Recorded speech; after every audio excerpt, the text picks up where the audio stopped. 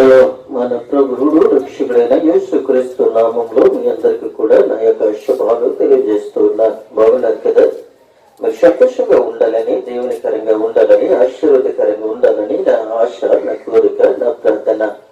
ప్రియమైన దేవుని యొక్క బిడ్డలారా, మీ కొరకు, మీ కుటుంబాల కొరకు కూడా ప్రతిరోజు దేవుని యొక్క దైవచనుడిగా నేను ప్రార్థన చేస్తూ ఉన్నాను. అలాగే నా కొరకు, నా కుటుంబం కొరకు, నా బిడ్డల కొరకు, నేను చేస్తున్న పరిసరి కొరకు, నేను చేస్తున్న సువార్త కొరకు, నేను వెళుతున్న ప్రతి ఒక్క పట్టణాలకు, పల్లెలకు వెళుతున్న ప్రయాణం కొరకు మీరు ప్రార్థన చేస్తూ ఉన్నారని నేను సంతోషిస్తూ ఉన్నాను, ఆనందిస్తూ ఉన్నాను. అయితే ప్రియమైన దేవుని యొక్క బిడ్డలారా, కొన్ని రోజులుగా, కొన్ని వారాలుగా కొన్ని విషయాలు మనము రోమపత్రిక మీద మరి 8వ అధ్యాయము మొదటి నుండి మనము ధ్యానించుకుంటూ ఉన్నాం. అయితే ఈ రోజు ప్రియమైన దేవునికి బిడ్డలారా, రోమపత్రిక 8వ అధ్యాయము 17వ వచనము ఈ రోజున మనము ధ్యానించుకోబోతూ ఉన్నాం. మీరు కూడా మీ యొక్క గ్రంథాలను కూడా తెరిచి ఆ గ్రంథములో ఉన్న మాటలు కూడా మీరు కూడా పరిశీలించినట్లయితే, చదువునట్లయితే మీకు కూడా అర్థమవుతూ ఉంది. ప్రియమైన దేవునికి బిడ్డలారా, మీకు నేను చెప్పేది, చూపించేది దేవుని యొక్క గ్రంథములో నుండి మాత్రమే గాని, నా సొంత ప్రయత్నాన్ని గాని, నా సొంత ఆలోచనతో గాని, నా సొంత యొక్క ప్రయత్నములతో గాని నేను మీకు చెప్పటం లేదు. ఎందుకనేనంటే నేను దేవుని యొక్క మాటలు అనగా దేవుని యొక్క గ్రంథములో నుండి మీకు నేను చెప్తూ ఉన్నాను గాని, నా సొంత మాటలు మీతో చెప్పటం లేదని మీతో నేను ముఖాముఖిగా నేను మాట్లాడుతూ ఉన్నాను. రెండోదిగా నేను పిట్టకథలు గాని, కాకకథలు గాని చెప్పటానికి ఇష్టపడటం లేదు. ఎందుకనంటే నేరుగా దేవుని యొక్క వాక్యాన్ని ఎవరైతే వింటారో, ఎవరైతే విని అభివృద్ధి పొందుతారో, ఎవరైతే వాక్యానుసారంగా జీవిస్తారో వారు రక్షింపబడతారు. ఎందుకంటే వాక్యము వెలుగైనది, వాక్యము మాధ్యమై ఉన్నది, వాక్యము ఎవరైతే ధ్యానిస్తారో వారికి జీవధారమైన ఆహారంగా మార్చబడుతూ ఉంది. ప్రియమైన దేవునికి బిడ్డలారా, ఎవరైతే ఈ గ్రంథాన్ని తీసుకొని ఎవరైతే తింటారో, భుజిస్తారో, ఆ భుజించిన వ్యక్తి మరి యొక్క వ్యక్తికి మనం బోధించేవారులాగా మనం ఉండాలి. ఎందుకనంటే మనం తినేది ఈ లోకమైన ఆహారము కాదు, మనము ధ్యానించేది పరసంబంధమైన ఆహారం. మనము పరసంబంధమైన ఆహారాన్ని మనం భుజించి మనము తెలియని వారికి మనము పెట్టే విధంగా మనము ఉండాలి. అయితే ప్రియమైన దేవునికి బిడ్డలారా, ఈ యొక్క రోమపత్రిక మరి 8వ అధ్యాయము 17వ వచనము మనం చదువుకొని ప్రభుని మహింపరచవలసిన ఏమన్నా గనుక నేను చదువుతూ ఉన్నాను కూడా, మీరు కూడా మీ గ్రంథాలు తెరిచి మీరు కూడా చదవండి. మనము పిల్లలమైతే వారసులము అనగా దేవుని వారసులము, క్రీస్తుతో కూడా మహిమ పొందుటకు ఆయనతో శ్రమపడిన ఎడల క్రీస్తుతోడి వారసులము. అయితే ప్రియమైన దేవుని యొక్క బిడ్డలారా, ఇక్కడ మనం చూస్తున్నట్లయితే పరిశుద్ధాత్మ దేవుడు ఆయన ఈ విధంగా మాట్లాడుతూ ఉన్నాడు. అయితే ఆయన ఏ విధంగా అంటున్నాడంటే మనము అని చెప్తూ ఉన్నాడు. మనము అనగా దేవుని పిల్లలము అని, దేవుని పిల్లలందరూ కూడా ఆయన వారసులము. మనము ఏమై ఉన్నాము అనంటే పిల్లలము. మనము పిల్లలమై ఉన్నాము. ఈ పిల్లలు ఏమై ఉన్నారంటే వారసులై ఉన్నారు. ఎవరికి వారసులై ఉన్నారు అనంటే దేవునికి వారసులై ఉన్నారని మనము నేర్చుకోబోతూ ఉన్నాం. చూడండి ప్రియమైన దేవుని బిడ్డలారా, ఈ లోకంలో మనకి తల్లిదండ్రులు ఉంటారు.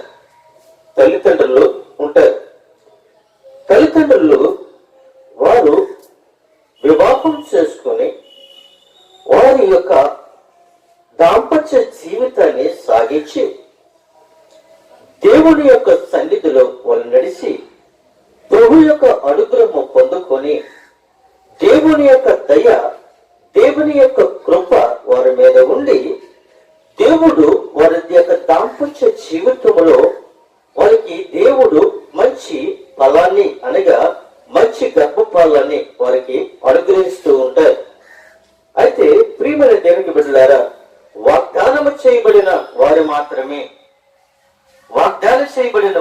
మాత్రమే దేవుడు వారికి ఒక సంతానాలుగా, వారికి పిల్లలుగా, వారికి వారసులుగా వారికి ఇస్తూ ఉంటాడు. అలాగే మనము ఈలోక సంబంధములో తల్లిదండ్రులు మనకైతే మనము మన తల్లిదండ్రులకి మనం ఏమై ఉన్నాము అనంటే వారసులమై ఉన్నాం. వారసుడు దేనికి సాదృశ్యము అనంటే ప్రతి దాని మీద కుమారుడి కావచ్చు, కుమార్తె కావచ్చు, వాళ్ళ యొక్క కుటుంబం మీద కావచ్చు, వాళ్ళ యావదాస్తి మీద కావచ్చు, వాళ్ళ యొక్క సంపద మీద కావచ్చు, పిల్లలు ఏమై ఉన్నారంటే ప్రతి దానికి కూడా అధికారం కలిగిన వారేమై ఉన్నారు. ఒక ఉదాహరణ మనం చెప్పుకున్నట్లయితే మన యొక్క తల్లిదండ్రులకి దగ్గరగా 100 సెంట్లు ఉండొచ్చు, 200 సెంట్లు ఉండొచ్చు, అనగా ఎకరం భూమి ఉండొచ్చు, 2 ఎకరాలు ఉండొచ్చు. అయితే ఆ తల్లిదండ్రులకి 2 కుమారులు ఉండొచ్చు, 2 కుమార్తెలు ఉండొచ్చు. ఎంతమంది ఉన్నప్పటికీ కూడా వారికి ఏమై ఉన్నదేంటి అధికారము, అనగా తనకు పిల్లలై ఉన్నారు కాబట్టి, తన తల్లిదండ్రులకు వారసులై ఉన్నారు కాబట్టి ఆ యావదాస్తు మీద వాళ్ళకి హక్కు అయి ఉన్నది. అయితే ప్రియమైన దేవునికి బిడ్డలారా, ఈ హక్కు కొరకు తన తల్లిదండ్రుల యొక్క యావదాస్తు కొరకు పిల్లలు, తన తల్లిదండ్రుల యొక్క యావదాస్తు కొరకు పిల్లలు ఏమవుతూ ఉన్నారు అంటే తల్లిదండ్రులను చేయటానికి కూడా, చంపడానికి కూడా వెనకాడనే పరిస్థితుల్లో మనం ఈ రోజుని జీవిస్తూ ఉన్నాం. ఇంకొక విషయం మనం చూసినట్లయితే తల్లిదండ్రులు తన పిల్లలని సంరక్షించినప్పుడు కావచ్చు, తన పిల్లలని చక్కగా చదివించినప్పుడు కావచ్చు, ఏదో ఒక సందర్భంలో లోటు వస్తూనే ఉంటది. ఆహారంలో కావచ్చు, వస్త్రంలో కావచ్చు, లేక ధన సహాయములో కావచ్చు, బుక్స్లు కొనటం విషయంలో కావచ్చు, సైకిల్ కొనటం విషయంలో కావచ్చు, ఫీజులు కట్టడం విషయంలో కావచ్చు, ఏదైనా కావచ్చు. ప్రియమైన బిడ్డలారా, తల్లిదండ్రుల యొక్క ఆర్థిక ఇబ్బందులను బట్టి వాళ్ళు కొనలేకపోవచ్చు. అయితే ఏదో ఒక రోజుని వాళ్ళని కొనలేని పరిస్థితుల్లో ఉన్నప్పుడు తల్లిదండ్రులని తన పిల్లలు అర్థం చేసుకునే రీతిలో ఉండాలి గాని తల్లిదండ్రులను ప్రశ్నించే రీతిలో మనం ఉండకూడదు అని ఈ రోజుని మనం నేర్చుకుంటూ ఉన్నాం. తల్లిదండ్రులని మనం ఎప్పుడైతే ప్రశ్నించామో ఆ ప్రశ్నకి అర్థము లేదు, ఆ ప్రశ్నకి జవాబు దొరుకుతుంది, కానీ ఆ ప్రశ్నకు అర్థము తెలియకుండా మాట్లాడుతున్నారు. చాలా మంది కూడా అంటూ ఉంటారు, నాకు బైక్ కొనలేనప్పుడు నువ్వు నాకు తల్లిదండ్రులు ఎందుకని అవుతున్నావు అని అడుగుతూ ఉంటారు. ప్రియమైన దేవునికి బిడ్డలారా, తల్లిదండ్రులు బైక్ కొనవటానికి అభ్యంతరం ఏమి కాదు. అయితే బైక్ మీద వెళ్ళినప్పుడు కానీ వచ్చినప్పుడు కానీ నీవు ఏం చేస్తూ ఉన్నావు అంటే వేగంగా వెళుతూ ఉన్నావు.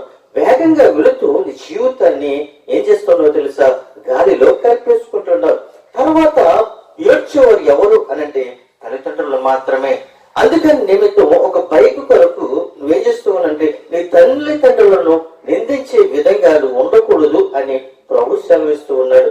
మరి ఒక విషయం మనం జ్ఞాపకం చేసుకున్నట్లయితే, మరి ఒక మాట, మరి కుమార్తె కావచ్చు, కుమారుడైనా కావచ్చు, ఒక సెల్ ఫోన్ కొరకు కొనిమని అడిగినప్పుడు, వారు ఆర్థిక ఇబ్బందుల్లో ఉన్నప్పుడు, కొనలేని సంస్థలో ఉన్నప్పుడు వాళ్ళని నిలదీయకూడదు. ప్రియమైన దేవుని యొక్క బిడ్డలారా, దేవుని యొక్క వారసులారా. ఎందుకనంటే నీ తల్లిదండ్రులు ఉదయం లేచి సాయంకాలం వరకు కూడా కష్టపడి పని చేసి చంటూరిస్తేనే సాయంకాలానికి 100-200 వస్తుంది. ఆ రెండో 300 నీవు ఏం చేస్తున్నావు అంటే 20,000 రూపాయలు, 30,000 రూపాయలు నొప్పును అడుగుతూ ఉన్నావు.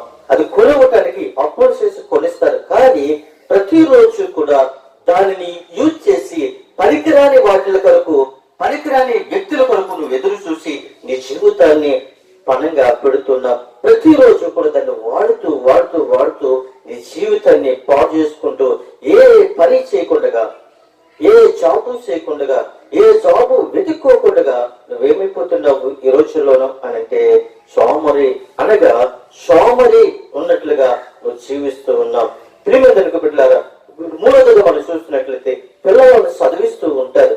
పిల్లలను చదివించినప్పుడు వాళ్ళు కట్టలేని కొంచెం అంటే ఆర్థిక ఇబ్బందుల ద్వారా కొంచెం లేట్ అవ్వచ్చు. అయినప్పటికీ కూడా తల్లిదండ్రులని నువ్వు నిందించలేవు. ఎందుకంటే నువ్వు కట్టలేని పరిస్థితుల్లో నన్ను ఎందుకని చదివిస్తున్నావు నువ్వని తల్లిదండ్రులని నిలదీకు రోజుల్లో చూసినట్లయితే చదువులు లేక, తినటానికి ఆహారం లేక, కొట్టుకోవడానికి బట్టలు లేక, ఆ రోజుల్లో చదివించే ఓపికలు లేక ఉన్నప్పుడు కష్టపడి పని చేసుకుంటూ చదువుకున్న వ్యక్తులను మనం చూస్తున్నాం. కష్టపడి చదివి జాబులు తెచ్చుకున్న వ్యక్తులు మనం చూస్తూ ఉన్నాం. ఈ రోజుల్లో నువ్వు కష్టపడుతున్నావా లేక తల్లిదండ్రుల మీద ఆధారపడుతున్నావా అని ఒక్కసారి మనం జ్ఞాపకం చేసుకోవాలి. అయితే ప్రియమైన దేవుని బిడ్డలారా, ప్రభువైన యేసు క్రీస్తు కూడా నేను అడుగుతూ ఉన్నాడు. ఎందుకనంటే మనము పిల్లలమైతే వారసులమే. ఎవరికి వారసులము అంటే దేవునికి మనము వారసులమై ఉన్నాం అని మనము తెలుసుకోవాలి. దేవునికి వారసులమై ఉన్నప్పుడు మనము ప్రార్థన చేయాలి. తండ్రి, నీ నామంలో నేను ప్రార్థన చేస్తూ ఉన్నాను. నా బ్రతుకుని, నా స్థితిగతులని జ్ఞాపకం చేసుకో ప్రభా. నా యొక్క ఆర్థిక ఇబ్బందుల నుండి నన్ను జ్ఞాపకం చేసుకో. నా బ్రతుకును జ్ఞాపకం చేసుకో. నా తలంపులను జ్ఞాపకం చేసుకో. నా నడవడికలను జ్ఞాపకం చేసుకో. నా యొక్క పుట్టకలను జ్ఞాపకం చేసుకో. నేను పాపంలో పుట్టి, పాపంలో పెరుగుతూ, పాపంలో జీవిస్తూ ఉన్న వ్యక్తిని నన్ను పరిపూర్ణమైన జీవితంలోకి నడిపించావు కనుక ఈ రోజు నేను ధన్యుడిని. ఎందుకంటే నేను నీకు వారసుడిని ఉన్నందుకు నేను ధన్యులను ప్రభా అని ప్రార్థన చేస్తావా ఎప్పుడైనా? లేదు. పిల్లల కొరకు, ఆస్తుల కొరకు, కుటుంబాల కొరకు, ప్రయాణాల కొరకు అనేకమైన సందర్భాల కొరకు పరుగులు చేస్తూ ఉన్నవి కానీ మాట్లాడలేని వ్యక్తుల దగ్గరికి నువ్వు పరుగులు తీస్తున్నావు. నడవలేని ఒక పక్షుల దగ్గరికి నువ్వు వెళ్తూ ఉన్నావు. నడవలేని, మాట్లాడలేని, వినలేని వ్యక్తుల దగ్గరకు నువ్వు వెళ్తూ ఉన్నావు. నీ జీవితాన్ని పాటు చేసుకుంటున్నావు. ఒకసారి జ్ఞాపకం రావట్లేదా? మన దేవుడు మాట్లాడుతున్న దేవుడు, మన మాటలు ప్రవచనం ద్వారా మాట్లాడతాడు. మన దేవుడు భాషల ద్వారా మాట్లాడతాడు. మన దేవుడు శక్తి గల దేవుడు, మహిమ గల దేవుడు, జీవం కలిగిన దేవుడు, శివాధిపతి ఆయనే ఏకైక దేవుడు, ఆయనే నిజమైన దేవుడు, ఆయన ఈ లోకాన్ని సృష్టించిన నిజమైన దేవుడు. ప్రియమైన బిడ్డలారా, అటువంటి దేవుడికి నువ్వు వారసుడు ఉన్నావు అని అంటే నువ్వు ధన్యుడివే, ధన్యురాలువే అని నేను మీతో ముఖాముఖిగా నేను మాట్లాడుతూ ఉన్నాను. ప్రియమైన బిడ్డలారా, క్రీస్తుతో కూడా మహిమ పొందుటకు ఆయన శ్రమ పడిన ఎడల క్రీస్తుతోడి వారసుడు ప్రభువైన యేసు క్రీస్తు తన తండ్రి యొక్క వాగ్దానాన్ని నెరవేర్చడానికి, తన తండ్రి యొక్క లేఖనాలను నెరవేర్చడానికి ఆయన తండ్రి యొక్క సింహాసనాన్ని విడిచిపెట్టి ఈ లోకానికి వచ్చాడు. ప్రియమైన బిడ్డలారా, ఈ లోకానికి వచ్చి 33.5 సంవత్సరంలో మనతోనే ఆయన తిరిగాడు. మానవుడిగా ఆయన ఉన్నాడు. ఆయన రక్త మాంసములతో ఈ లోకానికి ఆయన వచ్చి ఉన్నాడు అని మనం జ్ఞాపకం చేసుకోవాలి. ఎందుకంటే మన పాపముల నిమిత్తము, మన దోషముల నిమిత్తము, మన అపరాధాల నిమిత్తము ఆయన ఏం చేశాడంటే ఆయన మరణించాడు. ఆయన మరణించడమే కాదు, ఆయన మరణాన్ని జయించిన దేవుడని నేను ఈ రోజుని ముఖాముఖిగా మీకు నేను తెలియజేస్తూ ఉన్నాను. అదే రీతిగా మనం చూసినట్లయితే ప్రియమైన దేవునికి బిడ్డలారా, చూడండి, మొదటి తీమోతి రాసిన పత్రికలో ఒక మాట మనకి కనబడుతుంది. మొదటి తీమోతి రాసిన పత్రిక 3వ అధ్యాయము 16వ వచనము ఆధారంగా మనము జ్ఞాపకం చేసుకున్నట్లయితే నిరాపేక్షంగా దైవ భక్తిని గూర్చిన మర్మము గొప్పదై ఉన్నది. చూడండి, మరి ఒకసారి మీతో నేను మాట్లాడుతూ ఉన్నాను. నిరాక్షేపముగా దైవ భక్తిని గూర్చిన మర్మము గొప్పదై ఉన్నది. దైవ భక్తిని గూర్చిన మర్మము గొప్పదై ఉన్నది.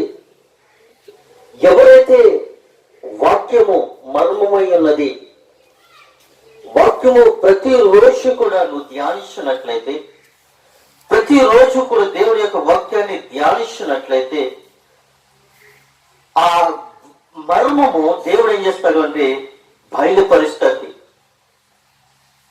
ఈ మర్మము ఏమై ఉన్నదంటే గొప్పదై ఉన్నది. క్రీస్తు గొప్పవాడు. క్రీస్తు ఒకప్పుడు మనకి అర్థం కాని రీతిలో ఉన్నాడు. అర్థమైన రీతిలోకి వచ్చేటప్పటికి క్రీస్తును మనము మర్చిపోతూ ఉన్నాం. క్రీస్తుని మనము మర్చిపోయాం. అర్థము కానప్పుడు క్రీస్తు మనతో ఉన్నాడు, అర్థమయ్యేటప్పటికీ క్రీస్తు మనతో లేడు. అది గొప్ప మర్మము. భార్య భర్తల యొక్క కలయిక ఒక మర్మం. ఒక ఉదాహరణగా మనం చూసుకున్నట్లయితే, అమ్మ కనిపించేది కానీ తండ్రి కనిపించలేడు. తండ్రి ఒక దైవం, అమ్మ ఒక దైవత్వం. అంటే అమ్మను మనము నిలదీసినప్పుడు అమ్మ దగ్గరికి వెళ్ళి, అమ్మ నన్ను ఎందుకని కన్నావు, నన్ను పెంచలేని పరిస్థితులు ఉన్నప్పుడు నన్ను ఎందుకని కన్నావు అని అడిగినప్పుడు అమ్మ సమాధానము చెప్పలేదు. పక్కిటి వారు అంటారు, ఎదురుటి వారు అంటారు, నీ తల్లిదండ్రుల యొక్క అమ్మమ్మ వారు కానీ, నానమ్మ వారు కానీ, మేనమ్మలు కానీ, బంధుమిత్రులు కానీ, స్నేహితులు కానీ అందరూ అడుగుతారు, అరే మీ అమ్మని అలాగా నిలదీయటము అది మంచి పద్ధతి కాదు, మీ అమ్మని ఎందుకని నిలదీస్తూ ఉన్నావు, మీ అమ్మ 9 నెలలు మోసింది, 9 నెలలు మోసింది మేము చూస్తాం, 9 నెలలు మోసి ఆమె జన్మనిచ్చింది మేము చూసాం, ఆమె కన్నప్పుడు మేము చూస్తాం, ఆమె హాస్పిటల్ తిరిగినప్పుడు మేము చూస్తాం, ఆమె డెలివరీ అప్పుడు మేము చూస్తాం. ఈ రోజు నీ విటి విధిగా మాట్లాడటము అది మంచి పద్ధతి కాదు అని అందరూ అంటారు. కానీ తండ్రిని నిలదీసినప్పుడు ఎవరు కూడా సమాధానం చెప్పలేరు. ఎందుకంటే తండ్రి ఒక మర్మమై ఉన్నాడు. ఒక విషయం చూడండి ప్రియమిత్రులకు బిడ్డలారా, తల్లిదండ్రులు తమ పిల్లలను కన్న తర్వాత కొన్ని రోజులు ఎడబాటు వచ్చిన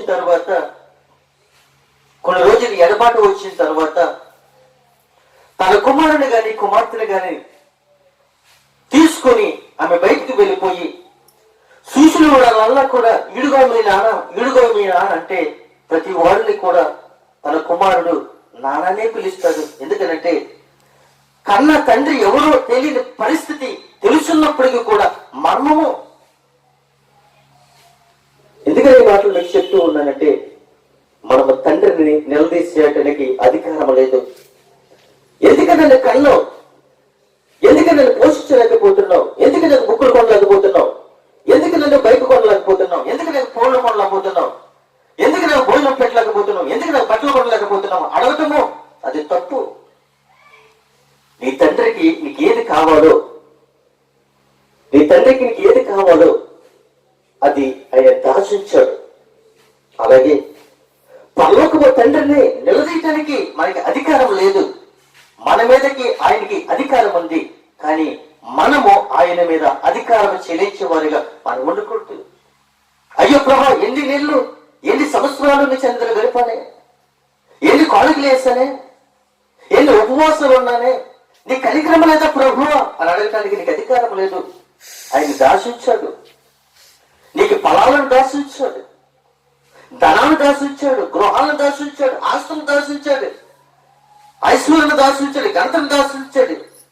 నిన్ను ఎక్కడ పెట్టాలో ఆయనకి తెలుసు, సమస్తము కొలతలు తెలుసు. ఎందుకంటే నువ్వు పుట్టక మునిపై ఆయన ఎరిగి ఉన్నాడు. అయితే ప్రియమందిరికి బిడ్డలారా, మనం జ్ఞాపకం చేసుకున్నట్లయితే ఆయన సర్వశక్తి గల దేవుడని నేను నమ్ముతూ ఉన్నాను. తల్లిదండ్రులను మనం నిలదీస్తే దేవుడిని నిలదీసినట్లే. భర్తలో సగ భాగము భార్యని తల్లిదండ్రులుగా మనం గౌరవించాలి. ఎందుకంటే వాళ్ళకి ఆర్థిక ఇబ్బందులు ఉండొచ్చు, ఆర్థిక సమస్యలు ఉండొచ్చు, ఒక పూట కాకపోతే రెండొక పూట నీకు ఆహారం పెట్టొచ్చు, కానీ నిలదీయటానికి మనకి అధికారం లేదు. తల్లిదండ్రులు మనం నిలదీస్తాము అంటే, తల్లిదండ్రుల మీద మనం కోపం పెంచుకున్నామంటే, తల్లిదండ్రుల మీద మనం ద్వేషం పెంచుకున్నాము అంటే, తల్లిదండ్రుల మీద మనం అసహాయం పెంచుకున్నాము అంటే, పరలోకములో నా దేవాది దేవుని మీద నీవు కోపగించుకున్నట్లే. ఎందుకంటే తెలుసా, నీ తండ్రి దేవునికి స్వరూపమై ఉన్నాడు, దేవుని లక్షణాలు కలిగి ఉన్నాడు, దేవుని పోలికి ఉన్నాయని ప్రియమైన బిడ్డలారా. చాలా మంది స్త్రీలు, నేను జాబ్కి వెళ్తున్నాను, ఏమండి మీరు నేను ఇంటికి వచ్చేటప్పటికి వంట వండేయాలి, ఏమన్నా జాబ్కి వెళ్తున్నాను ఇంటికి వచ్చినప్పుడు బట్టలు గుంజేయాలి, ఏమన్నా నేను పనికి వెళ్తున్నాను నువ్వు కొండలు కడగాలి అని నీ భర్తకి నువ్వు ఎన్ని పనులు చెప్తూ ఉన్నావు. ఒక్కొక్కరు చూస్తే చెప్పులు మోయిస్తారండి, ఒక్కొక్కరు చూస్తే చెప్పులు కుట్టించుకురామని అడుగుతారు. ఎంత దౌర్భాగ్యమైన స్థితిలో దిగజారిపోతున్నామో ఈ సమాజంలో ఒకసారి జ్ఞాపకం చేసుకోండి. భర్త ఉండవలసిన స్థానంలో భర్త ఉంటాడు, భార్య ఉండవలసిన స్థానంలో భార్య ఉంటుంది. ప్రియమైన కుట్టారు, పిల్లలు ఉన్న స్థానంలో పిల్లలు ఉండాలి.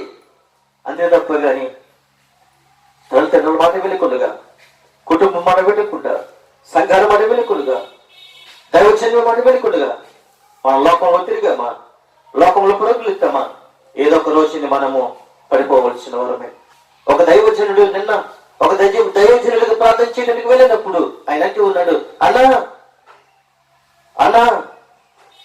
నా తల్లిదండ్రులు కూడా నాకే సమస్య లేదు, కానీ ఈ రోజు నేను చాలా సమస్యలు, చాలా ఇరుకులు, ఇబ్బందుల్లో పడిపోయాను. ఏ బాధ ఏనాడు కూడా నేను భరించలేదు, ఏ సమస్యలు కూడా నేను పట్టించుకోలేదు.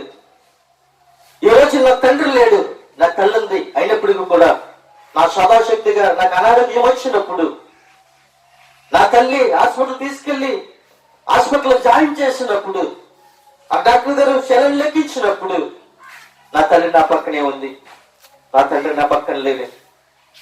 ఈ రోజు నా తల్లి ఏం చేస్తుందో తెలుసా? 25,000 రూపాయలు ఖర్చు పెట్టింది. అన్న నా కొరకు నువ్వు ప్రార్థన చేసినందుకు వచ్చినందుకు నేను చాలా ధన్యుడిని అని కంటితడి పెట్టుకున్నాడు ఆ దైవజనుడు. ప్రియమైన దేవునికి బిడ్డలారా, ఎదటి వారి కొరకు నువ్వు ప్రార్థన చేసేవాడుగా ఉండాలి. ఎదటి వాడి కుటుంబం బాగోవాలని మనం ప్రార్థన చేయాలి, చెడిపోవాలని మనం ప్రార్థన చేయకూడదు. ప్రియమైన దేవునికి బిడ్డలారా, అయితే దైవ భక్తులు కూర్చున్న మనము గొప్ప హృదయం ఉన్నది కనుక ఆయన శరీరుడుగా ప్రత్యక్షమయ్యాడు. నా ప్రభుని యేసుక్రీస్తు శరీరధారిగా ప్రత్యక్షమయ్యాడు. ఎందుకు తెలుసా? ఒకప్పుడు ఏదైనా తోటలో మహిమ శరీరంతో నిన్ను దేవుని మాట వెనుకుండగా, దేవుని యొక్క మర్మాలను నువ్వు చూడకుండగా, నువ్వు దేవుని చేతే నువ్వు త్రోసివేయబడ్డావు.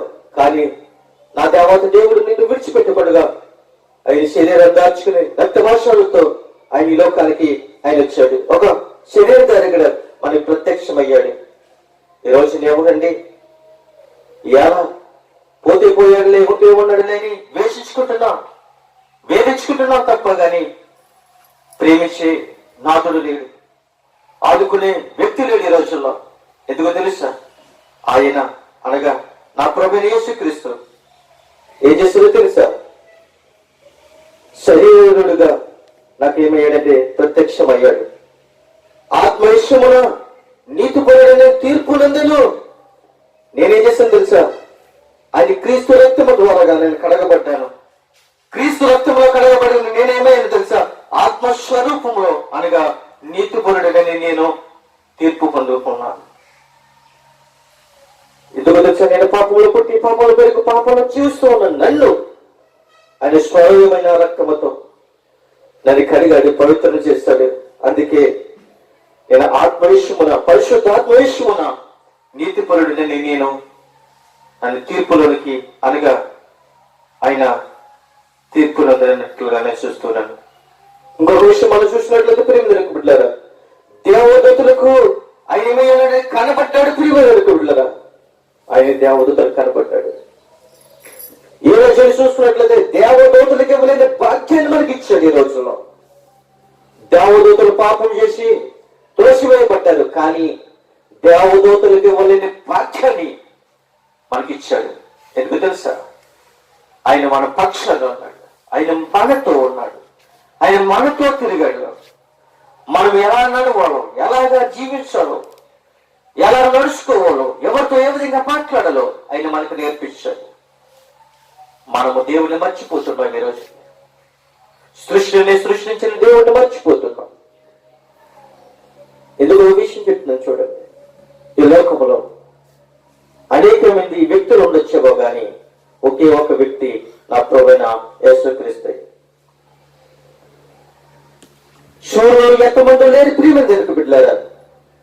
శూరులు ఎంతమంది? శూరులు లేరు, ఒక్కడే శూరుడు. చంద్రుడు ఎందరో లేరు ప్రియమైన దేవునికి బిడ్డలారా? ఒక్కడే చంద్రుడు. ఆకాశాలు 100 ఆకాశాలు లేవు, ఒకే ఒక ఆకాశం. భూమి 100 భూములు లేవు ప్రియమైన దేవునికి బిడ్డలారా? ఒకే ఒక భూమి. ఒకే సూర్యుడు, ఒకే చంద్రుడు, ఒకే ఆకాశము, ఒకే భూమి. ఈ భూమిని, ఈ ఆకాశాన్ని, ఈ సూర్యుడిని, ఈ చంద్రుడిని సృజించిన దేవుడు, ఏకైక దేవుడు, పరిశుద్ధాత్మ దేవుడు, యేసుక్రీస్తు ప్రభు, సైన్యములకు అధిపతిన యెహోవా దేవుడే. అంతే తప్ప గాని కాళ్ళు ఉండి నడవలేక, చేతులుండి చప్పట్లు కట్టలేక, ముక్కుండి వాసన చూడలేక, నోరుండి మాట్లాడలేక, చెవులుండి వినలేక, తల ఉండి తలపులు లేక ఉన్న వ్యక్తుల దగ్గరికి ఎందుకంటే మనం పరుగులు తీసేది? అవి నిన్ను బ్రతికించలేవు, అవి నిన్ను రక్షించలేవు, అవి నిన్ను ఆదరించలేవు. ఆదరించే దేవుడు యేసుక్రీస్తు, నిన్ను రక్షించే దేవుడు యేసుక్రీస్తు. మరణం నుండి కూడా తప్పించగలగా యేసుక్రీస్తు ప్రభువాడు. ప్రభువాన్ని పిలిస్తే ఆయన నీ యొద్దకు రావడానికి ఇష్టపడుతున్నాడు. నీ హృదయం అనే తలుపులు తెరిస్తే ఆయన నీళ్ళు కొరకు రావడానికి ఇష్టపడుతూ ఉన్నాడు. ఎందుకో తెలుసా? నీలోనికి రావడానికి ఆయన ఇష్టపడుతూ ఉన్నాడు. ప్రియమైన బిడ్డలారా, దేవదూతలకి ఆయన కనబడినట్లుగా మనం చూస్తున్నాం. రాక్షకుడని జనములలో ప్రకటింపబడను. యేసుక్రీస్తే నిజమైన రక్షకుడండి. యేసుక్రీస్తే దైవ కుమారుడండి. యేసుక్రీస్తే సజీవుడైన దేవుడండి. ఈ లోకములకి దేవుడు ఆయన త్వరలో రానయ్యున్న ఆయన మెస్సయ్య. త్వరలో రానున్న మెస్సయ్య కొరకు ఎదురు చూసేవాడులా మనం ఉండాలి. త్వరలో రానున్న మెస్సయ్య కొరకు ఎదురు చూడాలి. ఆయన యుగ సమాప్తి వరకు మనతో సదాకాలం తోడే ఉంటాడన్నాడు. కానీ విడిచిపెట్టని దేవుడు మన దేవుడు. అందరూ విడిచిపెట్టొచ్చేమో. భార్య విడిచిపెట్టచ్చు, భర్త విడిచిపెట్టచ్చు, బిడ్డలు విడిచిపెట్టచ్చు, కుటుంబం విడిచిపెట్టచ్చు, సమాజం విడిచిపెట్టచ్చు, సంఘం విడిచిపెట్టచ్చు, దైవజనులు పట్టించుకోకపోవచ్చు. కానీ జీవము కలిగిన దేవుడు నిన్ను పట్టించుకుంటాడు. ప్రభువాన్ని పిలిస్తే, ఆపదలో ఉన్నప్పుడు కూడా నువ్వు పిలిస్తే ఆయన ఆదుకున్న దేవుడు. ప్రియమైన దేవునికి బిడ్డలారా, ఒక ఉదాహరణ మీతో నేను పంచుకోవడానికి ఇష్టపడుతూ ఉన్నాను. ఎంతగానో దేవుడి మీద అపారమైన ప్రేమ.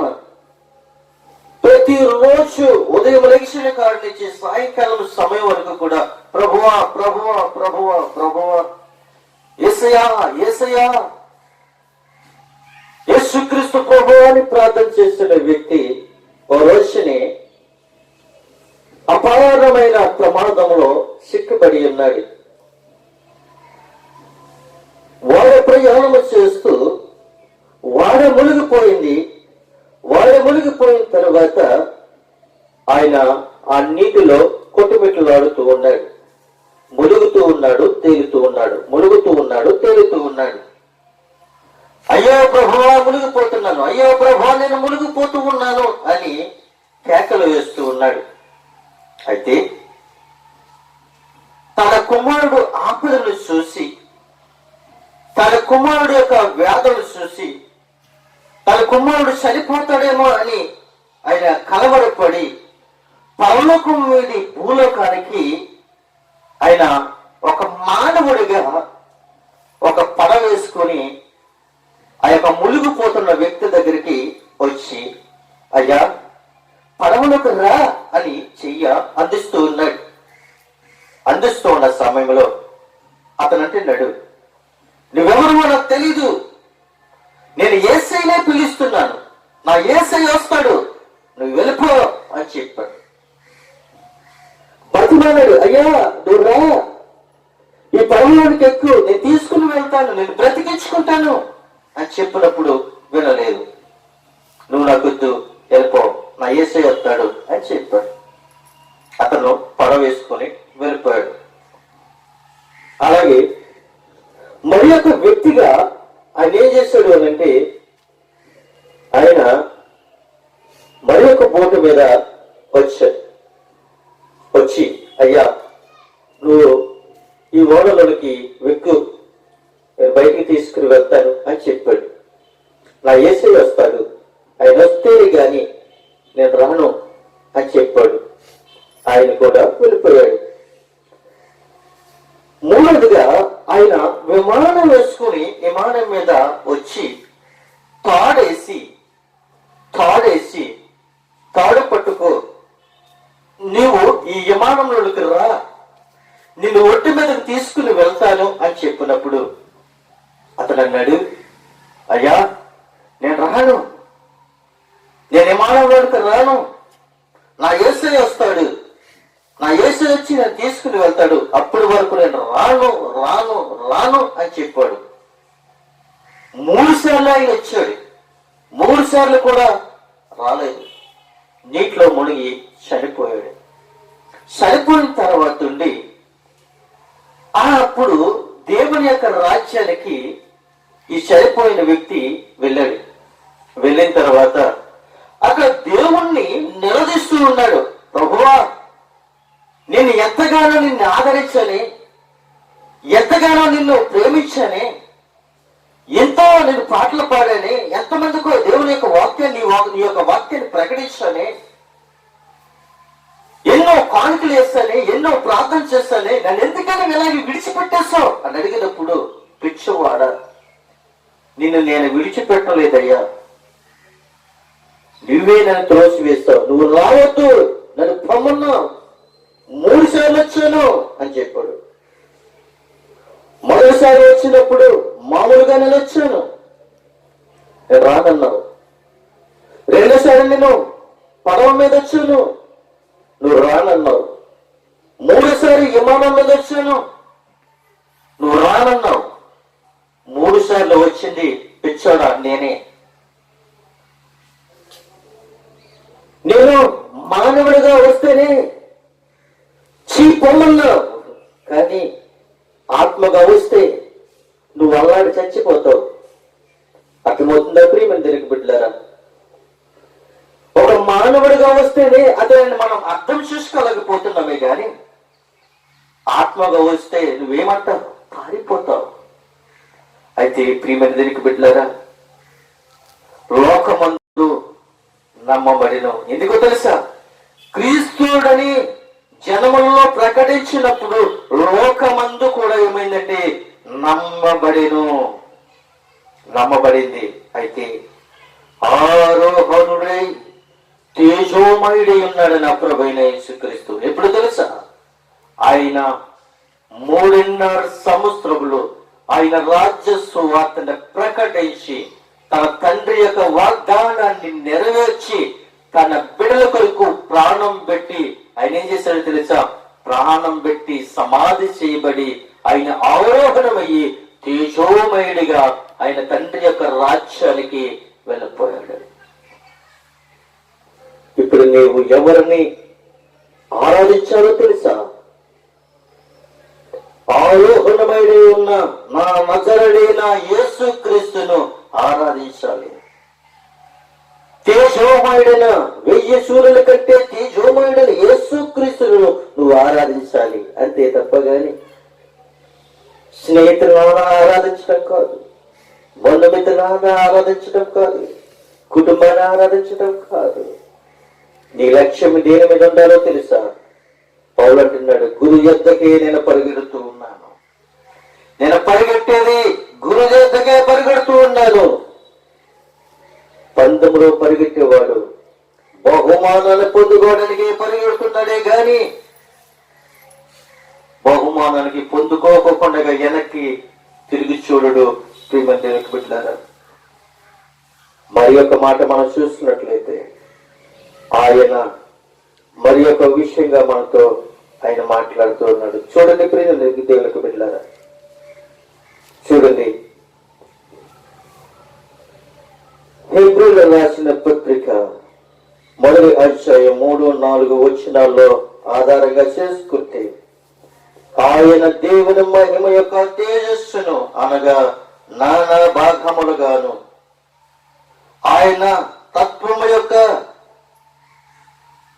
మూర్తమంతే ఉన్నది. తన మహత్తుగా మాట చేత సమస్తములను నిర్వహించు పాపములు ఇష్టములు శుద్ధీకరణములు తానే చేసి దేవదూతల కంటే ఎంత శ్రేష్టమైన నామము పొందునో వారన్నిటికంటే అంత శ్రేష్ఠుడై ఉన్నత లోకమందు మహామహాడుగు దేవుని కుడిపార్శ్వమున ఆయన కూర్చున్నట్లుగా మనం చూస్తూ ఉన్నాం. దేవుని కుడిపార్శ్వమున ఆయన కూర్చున్నాడు. పురుషునికి తండ్రి అయితే నీకు ఎంత ధైర్యము, లాయరునికి తండ్రి అయితే నీకు ఎంత ధైర్యము, ఎస్ఐ నీకు తండ్రి అయితే నీకు ఎంత ధైర్యము, ఒక జడ్జి నీకు తండ్రి అయితే ఎంత ధైర్యము. నువ్వంటావు మీ నాన్న పోలీసు అయితే ఎవడన్నా అడిగితే మా నాన్న ఎవరో నీకు తెలుసా అని అడుగుతావు. మీ నాన్న ఎస్ఐ అయితే మా నాన్న ఎవరో నీకు తెలుసా అని అడుగుతావు. మీ నాన్న లాయర్ అయితే మా నాన్న ఎవరో నీకు తెలుసా అని అడుగుతావు. మీ నాన్న జడ్జి అయితే మా నాన్న ఎవరో నీకు ఎవరో తెలుసా అని పౌరుషంగా మాట్లాడతావు. నేనంటాను ఇక్కడ కానిస్టేబుల్ కాదు, ఎస్ఐ కాదు, జడ్జి కాదు, వీళ్ళందరిని సృష్టించిన సృష్టికర్త నా ప్రభువైన యేసుక్రీస్తు ఎవడో నీకు తెలుసా? ఆయన్ని జీవము కలిగిన దేవుడు, నన్ను నిర్మించిన దేవుడని ఈరోజు నేను సాక్షి చెప్పగలుగుతాను. ఎందుకు తెలుసా? నా దేవుడు నిజమైన దేవుడు, నా దేవుడు సృష్టికర్త, ఈ సృష్టిని సృష్టించిన సృష్టికర్త అని నేను ముఖాముఖిగానే సాక్ష్యం చెప్పగలుగుతాను. ఎవడో తెలుసా? ఎవడో తెలుసా? మా తాత నెంబరు, మా తాత ఎమ్మెల్యే, ఎవరికి అనవసరం ఇవి? వీళ్ళందరూ సృష్టించింది నా ప్రభువైన యేసుక్రీస్తే. నా ప్రభు సృష్టించింది అధికారుల కొరకు ప్రార్థన చేయమన్నాడు, దేశం కొరకు ప్రార్థన చేయమన్నాడు, సమాజం కొరకు ప్రార్థన చేయమన్నాడు, ఆపదలు ఉన్న వారి కొరకు ప్రార్థన చేయమన్నాడు, రోగుల కొరకు ప్రార్థన చేయమన్నాడు, కుటుంబ సమస్యల కొరకు ప్రార్థన చేయమన్నాడు. నా తండ్రి నాకు ఇచ్చిన అధికారం ఏంటో తెలుసా? ఆయన నా పక్షాన్ని ఉండి ఆయన నా ద్వారాగా అద్భుత కార్యాలు చేస్తున్న నిజమైన దేవుడు నా ప్రభువైన యేసుక్రీస్తు అని నేను నీతో ముఖాముఖిగా మీతో నేను మాట్లాడుతూ ఉన్నాను. నమ్మి బాప్తిష్యం పొందినవాడు రక్షింపబడతాడు. నమ్మి బాప్తిష్యం పొందుకున్నవాడు రక్షింపబడతాడు, నమ్మని వాడికి శిక్ష తప్పదు. ఎందుకంటే చెప్పిన బిడ్డారా, మత్తయి సువార్త 3వ అధ్యాయము 16వ వచనం ఆధారంగా మనం చూసినట్లయితే, యేసు బాప్తిష్యం పొందిన వెంటనే నీళ్ళ నుండి ఒడ్డుకి వచ్చును, ఇదిగో ఆకాశము తెరవబడెను. నా ప్రభువైన యేసుక్రీస్తు శరీరధారిగా ఈ లోకానికి వచ్చినప్పుడు, యోహాను చేత యోర్దాను బాప్తిష్యం పొందినప్పుడు ఆకాశము తెరవబడ్డది. ఆకాశం తెరవబడటమే కాదు, దేవుని ఆత్మ పౌరమునే దిగివచ్చి తన మీదకు వచ్చుట మనము చూస్తున్నాం. అక్కడ ఉన్న ప్రజలు చూశారు, యోహాను చూశాడు. అప్పుడు అంటున్నాడు, ప్రభువైన దేవుని యొక్క కుమారుడు యొక్క తండ్రి అంటూ ఉన్నాడు. యెహోవా దేవుడు అంటున్నాడు, ఇదిగో ఈయనే నా ప్రియ కుమారుడు, ఈయనే నా ప్రియ కుమారుడు, ఈయన యందు నేను ఆనందించుచున్నానని ఒక శబ్దం ఆకాశము నుండి దిగవచ్చింది. ఈరోజు నీ తల్లిదండ్రులు కుమారుల మీద గాని కుమార్తెల మీద గాని ఆశ పెట్టుకున్నప్పుడు ఏమంటారో తెలుసా? ఏమంటారు తెలుసా? నా కుమారుడు దైవభక్తిలో ఎదిగిన కుమారుడు, నా కుమారుడు దేవుని యందు భయభక్తులు కలిగి జీవిస్తున్న కుమారుడు, నా కుమారుడు నా చెప్పు చేతుల్లో ఉన్నాడు అనగా దేవుని యొక్క చెప్పు చేతుల్లో ఉన్నాడు. ప్రతిరోజు ఉదయం లేచిన వెంటనే వాక్యం చదువుతాడు, పాటలు పాడుతాడు, వాక్యాన్ని ప్రకటిస్తాడు. నా కుమారుడు అనేక మందికి సాక్షిగా నిలబడ్డాడు. దేవాది దేవుడే తన కుమారుడు యందు నమ్మిక వస్తే నీ కుమారుడి మీద నీకెందుకని ఈ రోజున నమ్మకం పోయింది అనంటే పౌరుడికి కారణం ఏమిటి అనంటే లోక ఆచారాలు, లోక సంప్రదాయాలు, లోకములో కల్పనా కథలు, పనికిరాని వ్యక్తుల ద్వారాగా వాళ్ళ జీవితాలు పాడు చేసుకొని తల్లిదండ్రులని ఎదురిస్తూ తన యొక్క జీవితాలు పాడు చేసుకుంటున్నారు ఈ రోజుల్లో. నీ జీవితాలు పాడు చేసుకోవడానికి నీవే కారణము. నీ జీవితాలు పాడు చేయడానికి దేవుడు మరి ఒక అవకాశాన్ని ఇచ్చాడు. ప్రియమందుకుంటున్నారా, దేవుని ఎద్దకు వస్తే నువ్వు రక్షింపబడతావు, రాకపోతే నువ్వు శిక్షింపబడతావు. దేవుడు నిన్నట్టు ఉన్నాడు. దేవుని పిల్లలందరూ కూడా ఆయన వారసులు, క్రీస్తుతో పాటు కూడా వారసులు. అయితే శ్రమలలో మనం ఆయనతో పాలువారమవుతాము. అంతేకాదు మన భవిష్యత్తు గమ్యంతో కూడా ఆయన మహిమలో ఉన్నట్లుగా మనము ఉండాలి. అయితే ప్రియమందుకు బిడ్డారా, మనము పిల్లలమైతే వారసులము అనగా దేవుని వారసులము అని ఈ యొక్క అంశం మీద మనము ఈ రోజునే నేర్చుకున్నాం. తర్వాత మనము ఇంకా ఈ రోమాపత్రిక 8వ అధ్యాయము మొదటి నుండి ఈరోజు 17వ వచనం వరకు ఒక్కో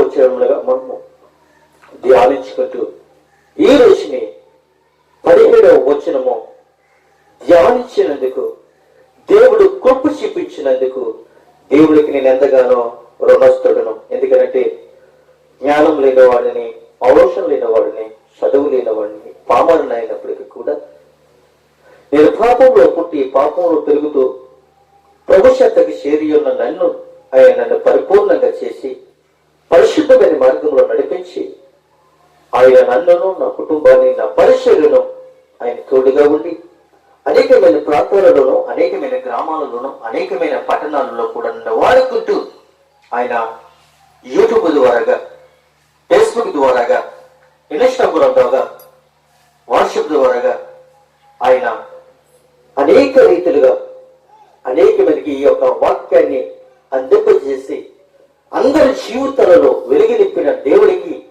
నేను మరొకసారి కృతజ్ఞతాస్తుతులు చెల్లించుకుంటూ నా మాటలను ముగిస్తూ ఉన్నాను.